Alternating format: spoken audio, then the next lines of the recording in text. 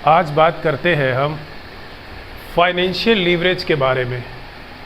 Financial leverage एक ऐसा instrument है, एक ऐसी विधि है जिससे हम ये पता कर सकते हैं कि थोड़े से परिवर्तन किए जाने के बाद हम किस क्षेत्र में बहुत ज़्यादा परिवर्तन कर सकते हैं।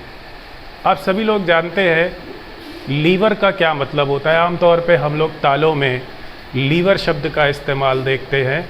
8 लीवर, 10 लीवर, 12 लीवर का ताला होता है और उस लीवर का प्रयोग ये होता है एक छोटी सी की से एक बहुत बड़े ताले को खोला जा सकता है। तो जितना ज़्यादा लीवर होगा उसमें उतनी ज़्यादा स्ट्रेंथ होती है। दूसरा प्रयोग हम देखते हैं एक हैंड पंप का। उसका जो हत्था होता है उसको उसके बीच में वो जिस सपोर्ट पर टिका रहता है वो एक लीवर पर टिका रहता है और हम हल्का सा पुश करते हैं और ज़्यादा सा पानी हमें प्राप्त हो जाता है। हम फाइनेंशियल लीवरेज के क्षेत्र में भी इसी तरीके की गतिविधि का इस्तेमाल करते हैं।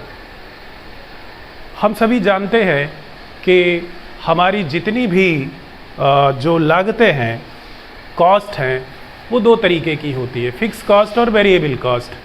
तो जो फिक्स कॉस्ट होती है उसके कारण से लीवरेज आता है। लीवरेज का सिंपल अर्थ ये है कि अगर हम किसी एक चीज़ में परिवर्तन करते हैं तो हमें कई गुना दूसरी चीज़ों में परिवर्तन देखने को मिलता है। आइए देखते हैं, पहले समझते हैं कि किस तरीके का कंस्ट्रक्शन होता है। मान लीजिए कि सेल्स 10,000 रुपये की है और वेरिएबल एक्सपेंसेस 6,000 के हैं। वेरिएबल में हमारा मटेरियल आता है, लेबर आता है, हमारे जो ओवरहेड्स हैं वो हो सकते हैं। तो जो भी एक्सपेंसेस है वो हम यहाँ पर दिखाते हैं और उसको घटाने के बाद जो हमें प्राप्त होता है वो कंट्रीब्यूशन है। इस कंट्रीब्यूशन में से फिक्स एसेट्स, फिक्स एक्सपेंसेस इसमें हम लेस करेंगे तो वो जो है लेस करने के बाद में हमें 2,000 रुपये का EBIT प्राप्त हो जाएगा।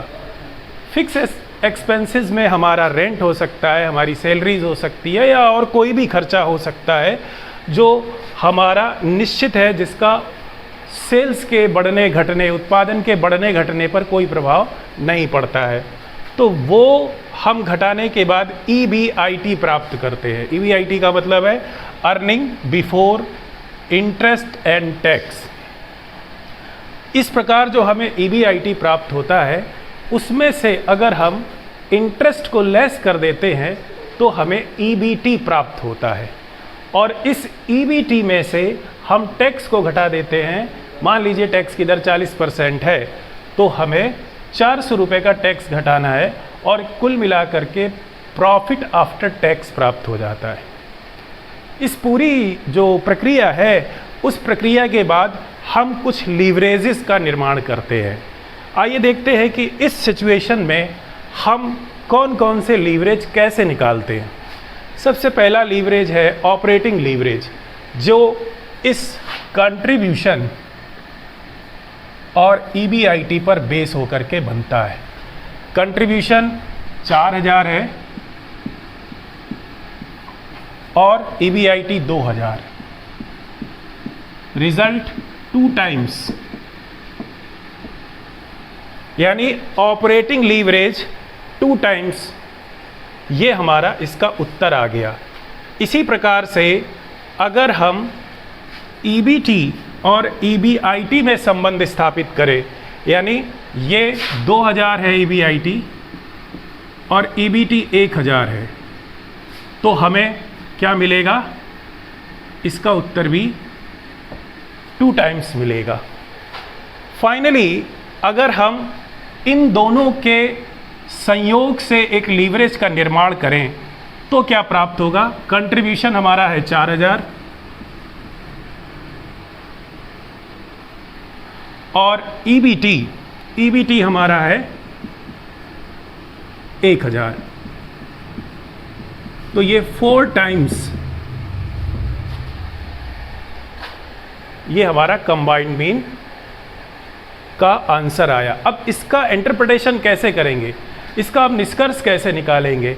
इसका मतलब ये है कि अगर सेल्स में 1% का परिवर्तन हुआ तो ईबीटी में 4 गुने का परिवर्तन होगा, 4% का परिवर्तन हो जाएगा।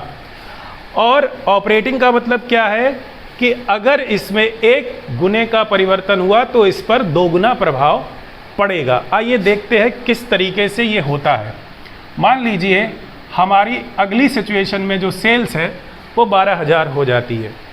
12,000 का मतलब ये है कि हमारा 20% चेंज हुआ,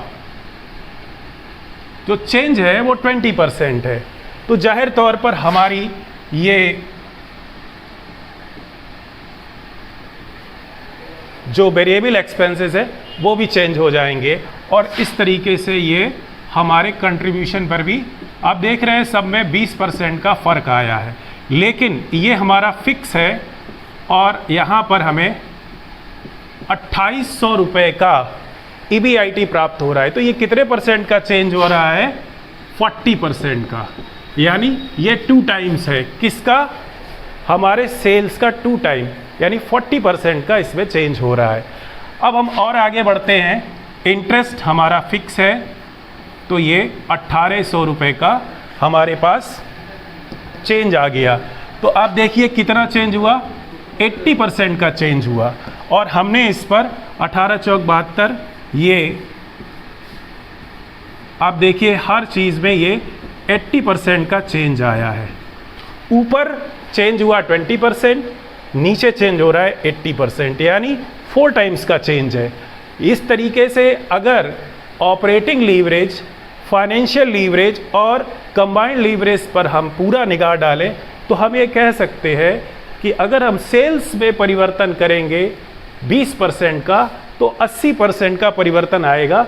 ये जो हमारी पहली सिचुएशन है उसके अकॉर्डिंगली, यानी हम कोई डिज़ायर्ड टारगेट लेना चाहते हैं, हम कोई डिज़ायर्ड प्रॉफिट लेना चाहते हैं तो सेल्स में हमें क्या चेंज करना है ताकि हम वो डिज़ायर्ड प्रॉफिट ले पाए, इसका उपयोग हम फाइनेंशियल लीवरेज में करते हैं। Combined leverage